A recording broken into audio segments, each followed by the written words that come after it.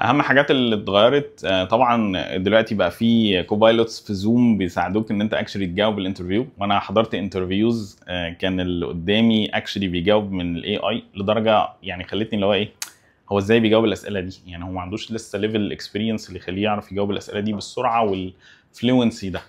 ف... فدي من الحاجات اللي بدات تبقى تشالنج ومحتاج انت تاخد بالك منه.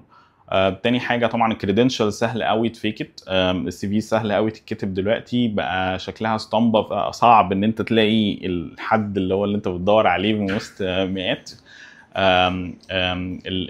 الاي اي كمان بقى كسر البارير بتاع التاسك. يعني انت دلوقتي بقى سهل قوي ان انت تطلب تاسك من حد عشان تشوف شكل الاوتبوت بتاعه، لانها مش هتاخد منه وقت، لانه هيعمل جزء كبير منها بالاي اي.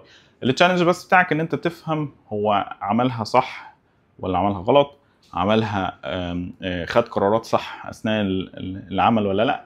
التاسكات دلوقتي كمان بقى سهل قوي ان انت يعني يطلع فيها حاجات اكسترا عن اللي انت طلبته، ما بقاش صعب زي زمان.